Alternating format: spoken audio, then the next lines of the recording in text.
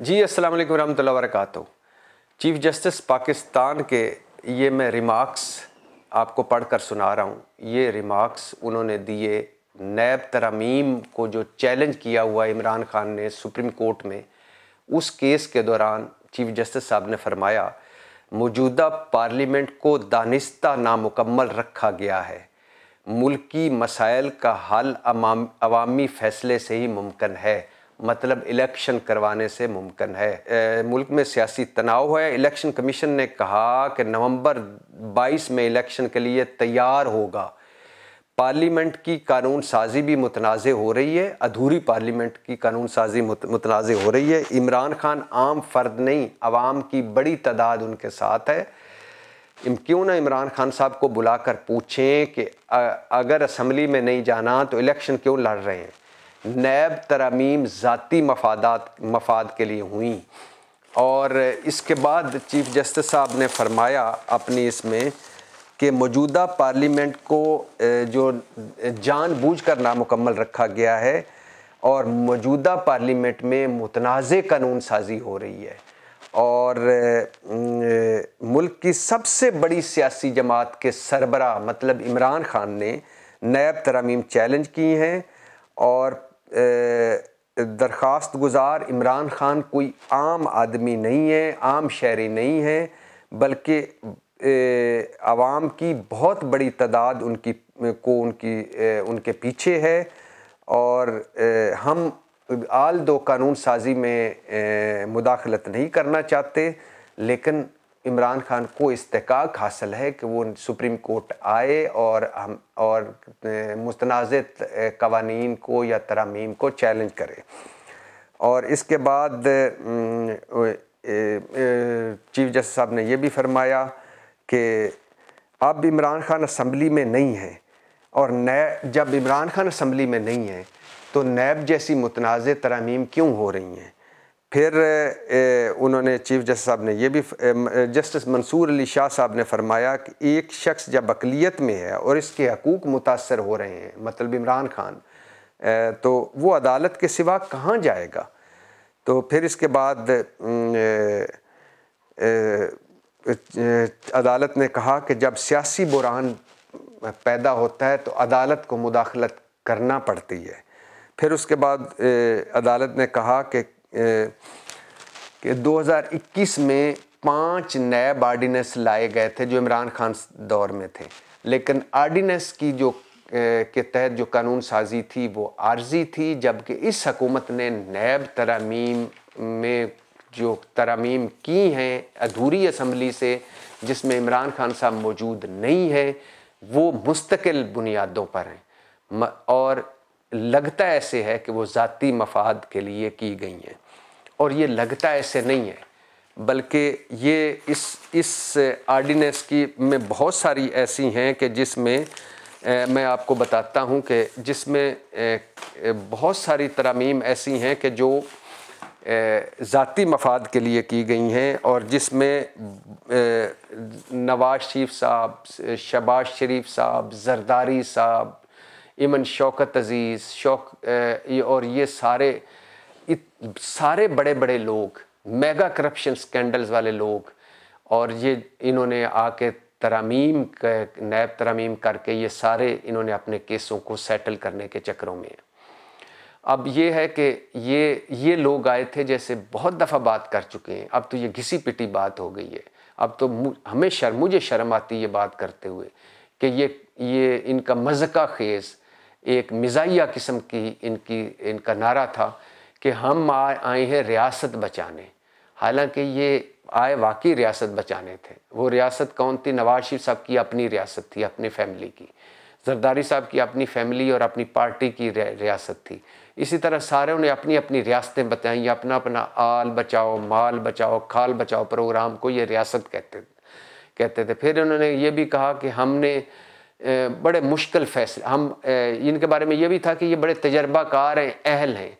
ये वाकई तजर्बाकार थे, मगर तजर्बाकार थे करप्शन, टेक्निकल मुबैना तौर पर आंखों में धूल झोंक कर करप्शन करना, फिर उसको तजर्बाकारी से बचाना, और यही इन्होंने किया।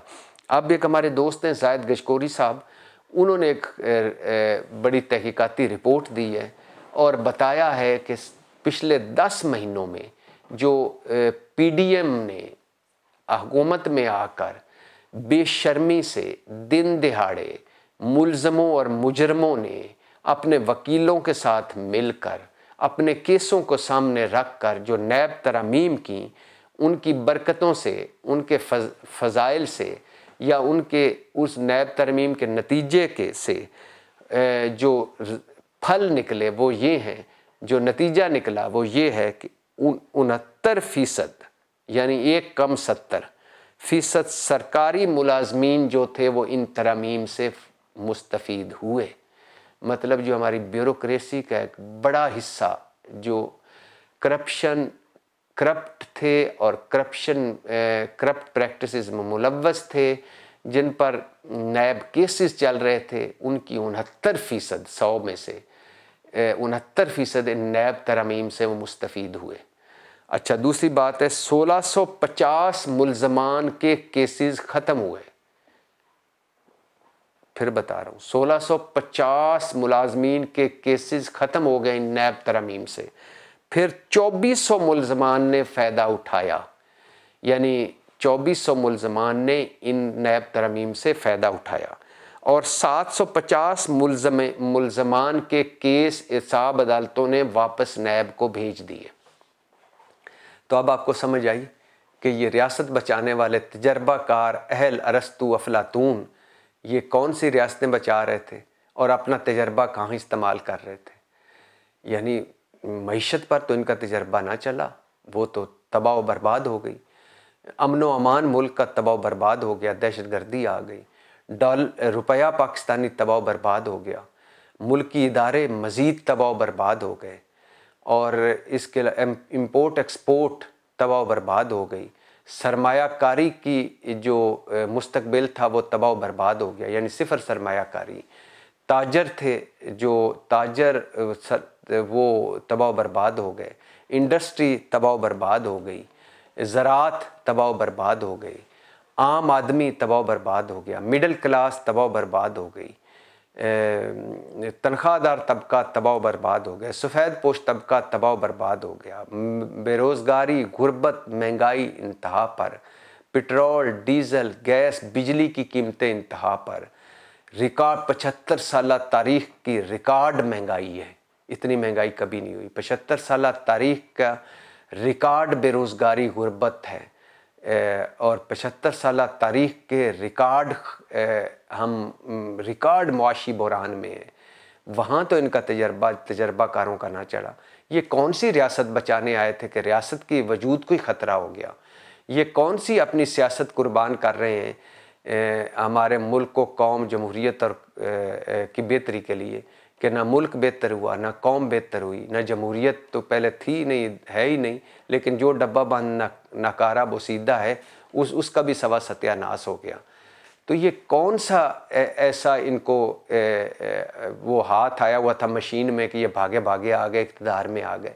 हजूर इन्होंने इक़्तिदार में इसलिए आए क्योंकि इन्होंने नवंबर तकर्री करनी थी, आर्मी चीफ अपना लगाना था, इन्होंने EVM इलेक्ट्रॉनिक वोटिंग मशीन ख़त्म करनी थी, इन्होंने नैब ख़त्म करके अपनी आल बचाओ माल बचाओ खाल बचाओ की फ़िल्म का दी एंड करना था, इन्होंने इमरान खान को इक़्तिदार से निकालना था, इन्होंने चेयरमैन नैब और DGFIA अपना लगाना था, इन्होंने अपने जो करप्शन केसों के तफ्तीशियों को मैनेज करना था, रिकॉर्ड को मैनेज करना था, इन्होंने अपने यानी मौलाना साहब ने अपने बेटे को वज़ीर बनाना था, शहबाज शरीफ साहब ने अपने बेटे को इक़्तिदार दिलवाना था, जरदारी साहब ने अपने बेटे को वज़ीर बनवाना था, इन्होंने यानी इन्होंने इमरान खान साहब का मक्कू ठपना था, इन्होंने इसहाक डार साहब को वापस लाना था, इन्होंने सलमान और दमादे शहबाज शरीफ को वापस लाना था, इन्होंने नवाज शरीफ साहब की वापसी करनी थी। लिहाजा वो सारे काम तो ये कर रहे हैं, ये अरस्तु अफलातून तजर्बाकार। और नैब तरमीम जो इन्होंने दिन दिहाड़े की, उनसे मैंने कहा है कि 69% ये तो हुए, सियासतदान तो हुए ही, 69% सरकारी मुलाजमीन ब्यूरोक्रेट भी मुस्तफ़ीद हुए इन नैब तरमीम से। 1650 मुल्ज़मान के केस ख़त्म हुए, 2400 मुलजमान ने फ़ायदा उठाया और 750 मुलजमान के केस जो अदालतों में चल रहे थे वो अदालतों ने वापस नैब को भेज दिए कि भाई अब नई तरमीम हो गई और नई तरमीम के तहत हम ये केस सुनने के हमारे दायरा इख्तियार से ही बाहर है ये केस सुनना। तो लिहाजा ये थी वो तजर्बा ये वो तजर्बा गाह है जहाँ इन्होंने तजर्बे कर रहे हैं, ये वो रियासत है जो ये बचा रहे हैं, ये वो लायक है जहाँ ये अपना लायकीपन सारा इस्तेमाल कर रहे हैं। इन कामों के लिए आए थे वो इस्तेमाल कर रहे हैं। और ये जो रिपोर्ट आई है, और ये अभी सिलसिला रुका नहीं है, अभी यहाँ तक पहुँचा, अभी और आगे चलेगा। एट दी एंड उस वक़्त होगा जब ये सारे के सारे दूध के धुले हो जाएंगे और जब तहरीक इंसाफ और इमरान खान और काफ लीग के पे सारे दाग अपने हटा के उन पे लगा देंगे और उसके बाद ये मौजें करेंगे। यानी नैब तरमीम क्यों ख़त्म की है, नैब को क्यों ख़त्म कर दिया है, इमरान खान ने घड़ी बेच दी। महंगाई क्यों ज़्यादा हुई है, इमरान खान ने घड़ी बेच दी। बेरोज़गारी में क्यों इजाफा हो रहा है, इमरान खान ने घड़ी बेच दी। IMF क्यों नहीं मान रहा, इमरान खान ने घड़ी बेच दी। इंपोर्ट एक्सपोर्ट इंडस्ट्री ज़रात क्यों तबाह हो गई, इमरान खान ने घड़ी बेच दी। आलमी सतह पर मुल्क क्यों अकेला है, इमरान खान ने घड़ी बेच दी। अंदरूनी अंदरूनी तौर पर क्यों सियासी अदम इस्तेकाम का शिकार, इमरान खान ने घड़ी बेच दी। दहशतगर्दी फिर क्यों आ गई, इमरान खान ने घड़ी बेच दी। आप इक़्तिदार में क्यों आए हैं, इमरान खान ने घड़ी बेच दी। जरदारी साहब और नवाज शरीफ साहब के मिलने की वजह क्या है, इमरान खान ने घड़ी बेच दी। बिलावल और मरियम एक हुकूमत के तले क्यों इकट्ठे हुए हैं, इमरान खान ने घड़ी बेच दी। आपकी सिंध में कारकर्दगी क्या है पीपल्स पार्टी वालों, इमरान खान ने घड़ी बेच दी। बलूचिस्तान का क्यों कोई पुरसाने हाल नहीं, इमरान खान ने घड़ी बेच दी। और अब आपके ख़जाने में $3.25 अरब यानी 2 अरब 90 करोड़ डॉलर क्यों रह गया, इमरान खान ने घड़ी बेच दी है। और अब महंगाई कोई रुक सकती है, भाई इमरान खान ने घड़ी बेच दी है। मईशत का कुछ हल आगे आपके पास कोई विजन, कोई रोड मैप, कोई पॉलिसी है, इमरान खान ने घड़ी बेच दी है। अच्छा, आप कर्जों से किस तरह हमारी जान छूटेगी, इमरान खान ने घड़ी बेच दी है। इस वक्त IMF अगर मान भी गया, IMF मान जाता है तो कोई कर्जे की किस्त दे देता है तो आगे क्या होगा, इमरान खान ने घड़ी बेच दी है। कौन कौन से मुल्क आपको कर्जा दे रहे हैं, इमरान खान ने घड़ी बेच दी है। कमर्शियल इदारों से कितना पैसा मिलेगा, इमरान खान ने घड़ी बेच दी है।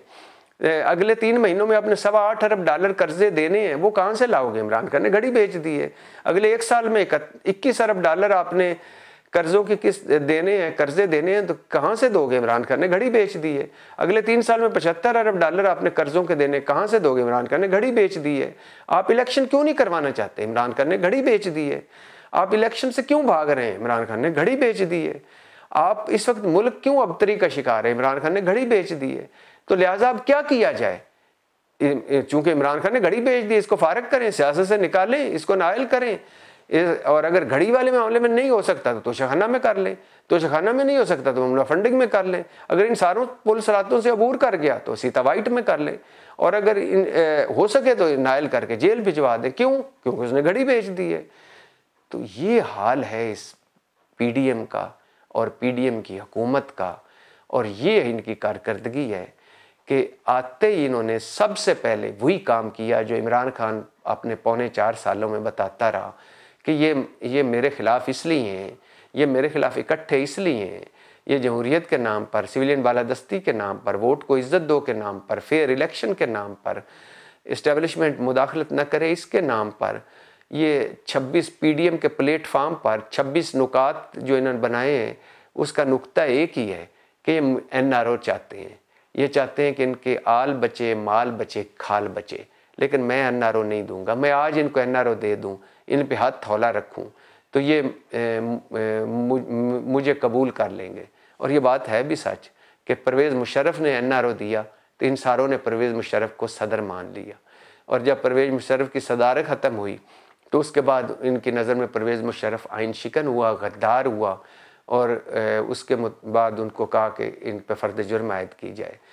लेकिन जब वो NRO दे रहा था, जब वो बेनज़ीर भुट्टो से मुलाकातें कर रहा था और बेनज़ीर भुट्टो उनके साथ डीलें कर रही थी, जब जरदारी डीलें कर रहे थे, जब नवाज शरीफ साहब डीलें कर रहे थे, और जब वज़ीर यूसुफ रज़ा गिलानी उनसे हलफ ले रहे थे जब ये सारे मुस्लिम लीग और पीपल्स पार्टी के वज़ीर उनसे हलफ ले रहे थे इकट्ठे, उस वक्त तक परवेज़ मुशर्रफ वो नहीं था जिसने आइन तोड़ा, और वो गद्दार नहीं था।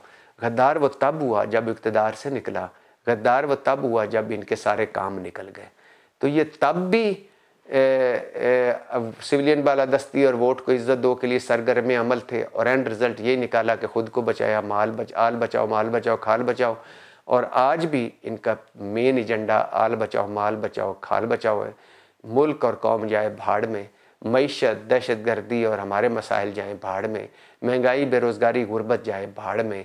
ये इनका अपना काम चलते रहना चाहिए, और इनका अपना काम चलता रहेगा तो वोट को इज़्ज़त दो भी चलती रहेगी, सिविलियन बालादस्ती भी चलती रहेगी, और ये मार्शल लॉ की पैदावार जिनको हम जमहूरियत की बोड़ें कहते हैं, ये बोड़ें भी हमें साया देती रहेंगी। इस वक्त तक के लिए इतना ही। पाकिस्तान जिंदाबाद।